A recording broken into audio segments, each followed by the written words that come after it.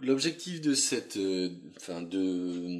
vidéo est de résoudre donc l'équation ax carré plus bx plus c égale 0, c'est-à-dire un trinôme du second degré, pour a, b, c, trois réels qui sont fixés et a différentes 0. Sachant que pour a égale 0, on l'a déjà fait, il s'agit de résoudre une équation, si on enlève ce terme-là, il s'agit de résoudre bx plus c égale 0, on l'a traité dans une vidéo précédente.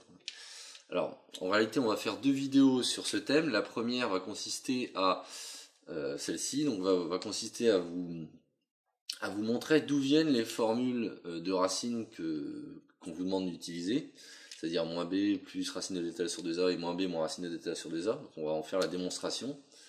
Et la seconde vidéo, qui aura lieu ultérieurement, consistera à appliquer ces formules sur des cas particuliers pour résoudre des équations concrètes avec des coefficients réels a, b, c qui ont été fixés au préalable. Par exemple à 1, 2 et 3. Donc là, l'objectif de cette vidéo, c'est de trouver théoriquement l'expression de ces racines. Alors, l'idée est la suivante. La grosse idée derrière la démonstration, c'est de se ramener à l'identité remarquable du type x carré moins a carré est égal à x moins a facteur de x plus 1.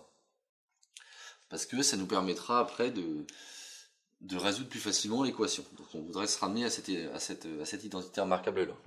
Donc comment est-ce qu'on va s'y prendre ? La première chose, c'est qu'on va essayer de se débarrasser du a qui est devant, sachant qu'il est non nul, on a l'autorisation de diviser par a, partout. Donc je peux diviser par a, c'est-à-dire que je me retrouve avec x carré, donc x carré plus b sur ax, plus c sur a, qui est égal à 0. Alors ensuite, on souhaiterait faire apparaître l'identité remarquable dont je parlais tout à l'heure, donc on aimerait faire apparaître un gros carré, et donc l'idée pour ça va être d'écrire ce terme d'une manière légèrement différente, c'est-à-dire qu'on va le forcer à s'écrire sous la forme d'un carré. Alors comment ça ? En utilisant une autre identité remarquable qui est que x plus a au carré, c'est x carré plus 2ax plus a carré. Et donc on va écrire cette identité remarquable dans le sens inverse, c'est-à-dire que ça on va l'écrire sous la forme donc, x plus b sur 2a au carré.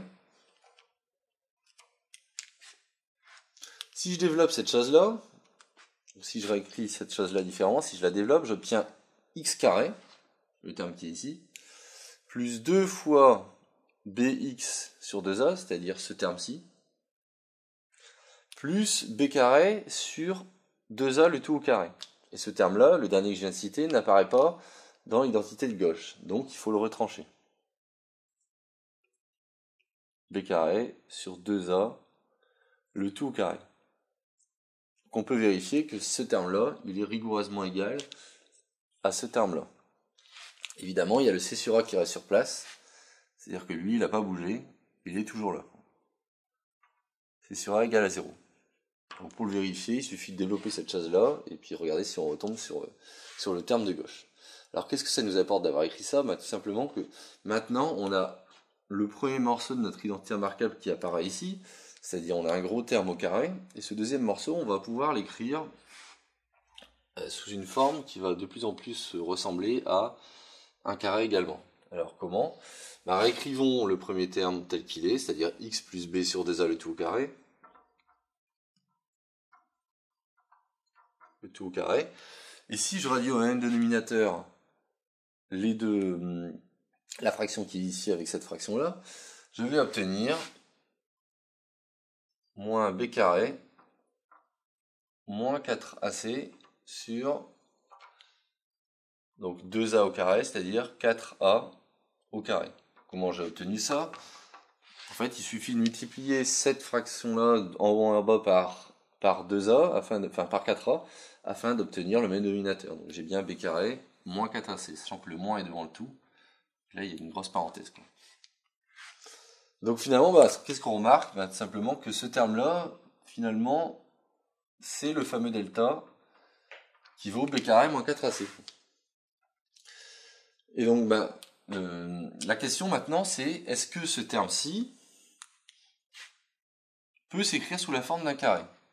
Alors pour qu'il puisse s'écrire sous la forme d'un carré, la condition ça va être, alors dans les règles, la condition ça va être que ce terme-là soit positif. Alors la question c'est est-ce que ce terme-là est positif, oui ou non?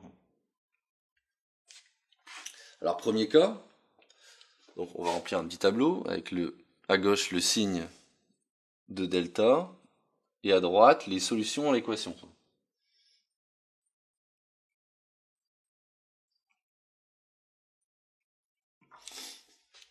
Donc premièrement, si le delta, qui vaut b carré moins 4ac, est négatif, on sait que 4a carré, lui, est positif. Donc du coup, le quotient des deux va être négatif, ce qui fait que tout ça va être positif, strictement. Et donc, si delta est strictement positif, on va ajouter un terme strictement positif à un terme positif, et donc ça pourra jamais être égal à 0.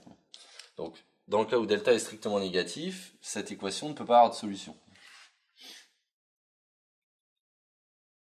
Alors je précise, pas de solution réelle.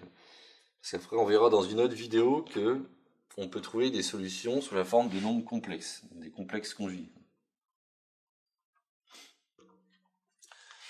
Il y a un deuxième cas de figure qui est, imaginons que delta soit égal à 0. Donc si delta est égal à 0, tout ce terme-là disparaît.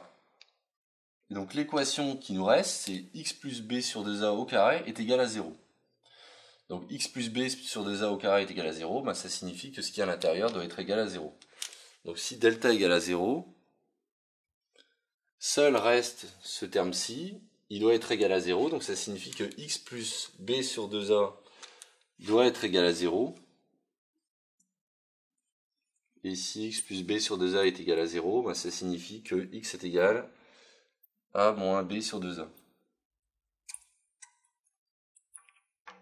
Et donc on a une solution réelle, qu'on appelle racine du trinôme du second degré. Une solution réelle.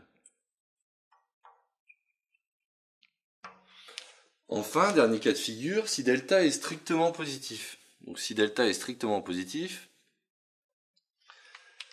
dans ce cas-là, mon équation, je vais pouvoir aller un petit peu plus loin, je vais pouvoir la réécrire sous la forme suivante. C'est-à-dire x plus b sur 2a le tout au carré, auquel je retranche racine de delta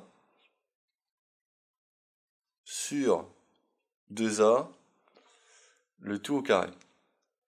Pourquoi? Parce que racine de delta au carré, ça correspond à delta, qui est ici, et 2a au carré, c'est 4a carré qui est ici.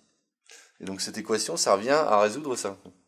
Sachant que j'ai le droit d'écrire racine de delta, étant donné que delta est positif. Donc, là, on est arrivé à la fameuse identité remarquable, c'est-à-dire a carré moins b carré est égal à 0. Donc cette identité remarquable peut se factoriser, cette expression peut se factoriser grâce à l'identité remarquable, sous la forme, donc, A, donc ça va être mon A. Je vais appeler ça grand A, et ça je vais l'appeler grand B. Donc c'est sous la forme grand A moins grand B, donc grand A ça va être la première partie, grand A ça va être x plus b sur 2a, moins b qui va être racine de delta sur 2a, donc ça c'est b, et fois a plus b, c'est-à-dire x plus b sur 2a plus racine de delta sur 2a. Donc là j'ai b et là j'ai a. Et donc ça doit être égal à 0. La conclusion c'est que ça c'est beaucoup plus agréable à résoudre que ça. C'est parce que pour que le produit de ces deux termes soit égal à 0, il est nécessaire que l'un des deux soit égal à 0. C'est-à-dire que x va être égal, le premier choix ça va être que x soit égal à moins b sur 2a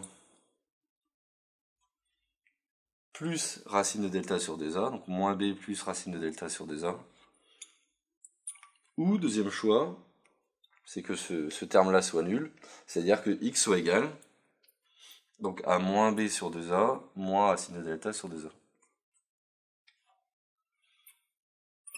Ce qui nous permet de retrouver les formules connues des racines du trinôme du second degré le plus généralement possible. Voilà, donc ça clôture la vidéo sur la résolution théorique de ces équations. Dans la prochaine, on verra comment est-ce qu'on applique concrètement ça à des cas où on a choisi A, B et C fixés.